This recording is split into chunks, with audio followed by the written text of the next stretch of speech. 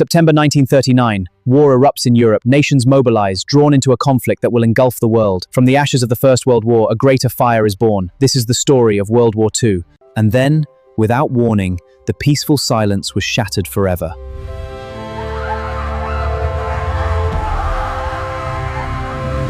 More than 70 million lives would be lost, and the world would never be the same again.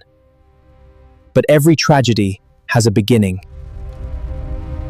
Imagine waking up one morning and discovering that the world you knew had vanished overnight. The world you knew had vanished overnight.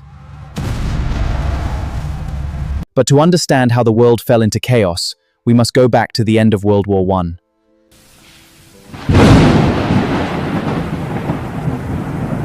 Germany was left humiliated, broken, and struggling after the First World War.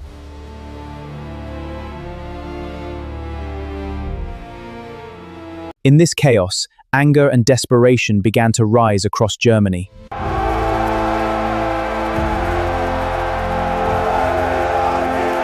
And from this instability, a powerful movement began to emerge.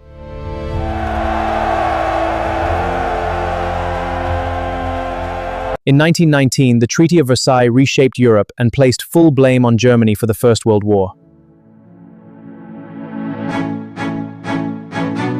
Germany was forced to pay massive reparations that devastated its economy and future.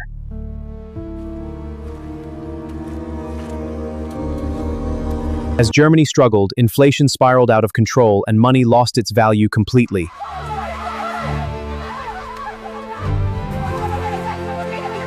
Poverty and desperation spread across the nation, leaving millions struggling to survive.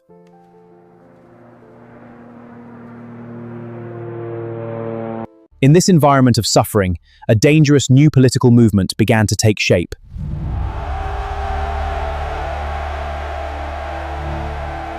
Many Germans began searching for someone who could restore their nation's pride.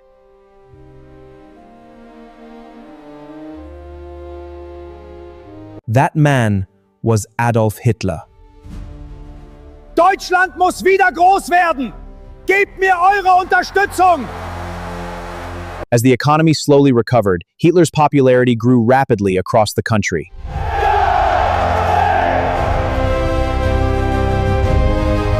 In 1933, Adolf Hitler became the Chancellor of Germany, marking the beginning of a new and dangerous era. Deutschland erwache! Once in power, Hitler moved quickly to tighten his grip on Germany.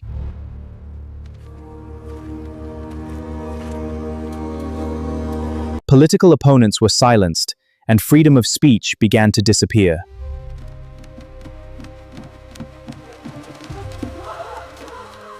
Germany secretly began rebuilding its military despite international restrictions.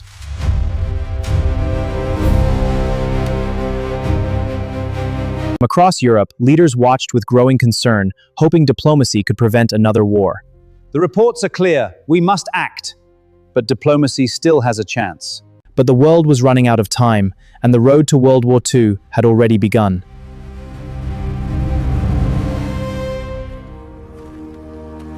In 1936, Hitler marched German troops into the Rhineland, openly breaking the Treaty of Versailles. Hitler saw their silence as a sign that no one would stop him.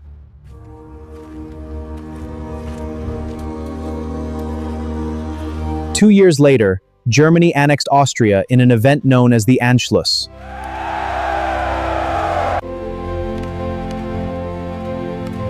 Once again, Europe protested, but no country was willing to go to war.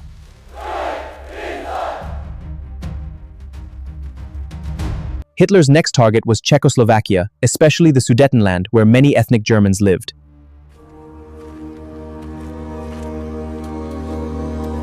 To avoid another war, European leaders met with Hitler in Munich. We demand the Sudetenland.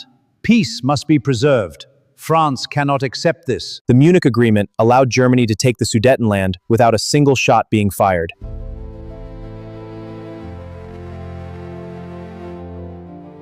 British Prime Minister Neville Chamberlain believed he had secured peace for Europe, My good friends, this is the second time in our history that there has come back from Germany to Downing Street peace with honor. I believe it is peace for our time. British Prime Minister Neville Chamberlain believed he had secured peace for Europe. My good friends, this is the second time in our history that there has come back from Germany to Downing Street peace with honor. I believe it is peace for our time. But the promise of peace would prove to be one of history's greatest miscalculations.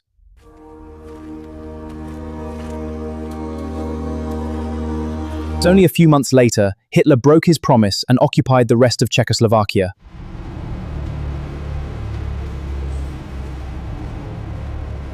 Europe finally realized that Hitler's ambitions would not stop with diplomacy.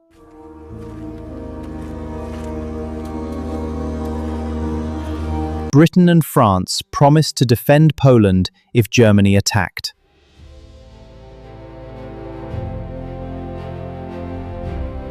Meanwhile, Hitler was already preparing his army for an invasion of Poland. The invasion begins at dawn. By the summer of 1939, Europe stood on the edge of another catastrophic war. Before launching the invasion, Hitler made one final move that shocked the world.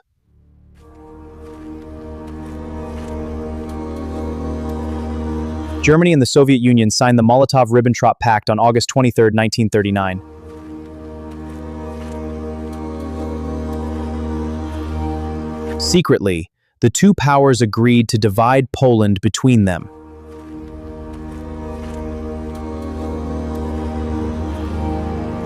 With his eastern border secured, Hitler gave the order to attack Poland.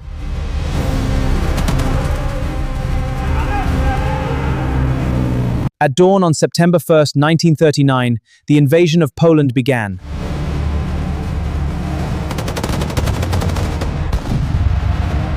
Within just 2 days, Europe made a decision that would change history forever. Emergency cabinet meetings were held, and mobilization began. On September 3, 1939, Britain and France declared war on Germany. What had started in Poland was now becoming a war that would consume an entire continent.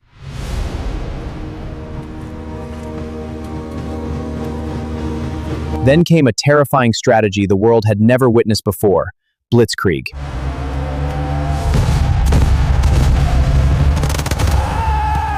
Within weeks, Poland's defenses were overwhelmed by the speed of the German advance.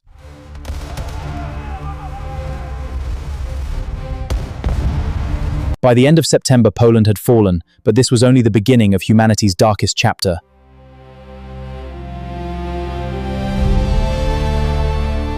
But while the world watched Poland fall, another storm was already gathering in the West.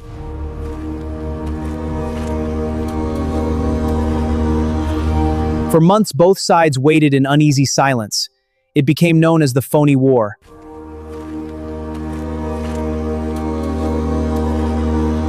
Then, without warning, Hitler launched a bold attack against Denmark and Norway.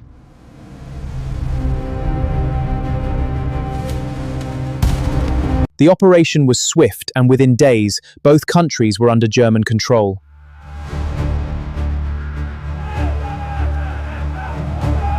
But Hitler's greatest offensive was still to come, and Western Europe had no idea what was about to happen.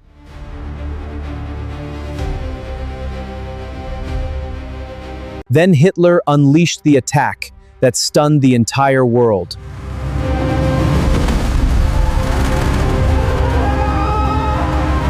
Instead of attacking head-on, Germany struck through the Ardennes, where no one expected.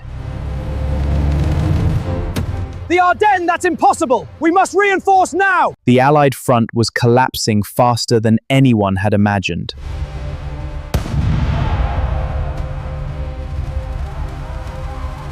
Thousands of Allied soldiers were now trapped on the beaches of Dunkirk.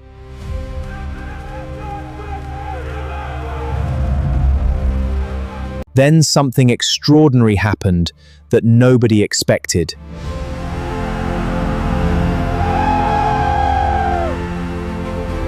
Against all expectations, more than 300,000 Allied soldiers escaped from Dunkirk.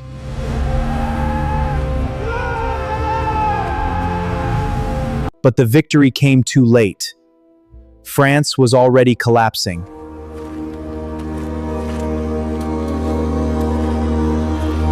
Now, only one nation stood between Hitler and complete control of Western Europe. Scramble! Scramble! Bandits inbound! Contact. Multiple bogeys, Angels 12. The Battle of Britain became Hitler's first major defeat of the war. Bandits Angels 1-5. Engaging!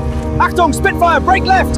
Target hit! He's smoking! Hitler had conquered much of Europe, but the war was only beginning.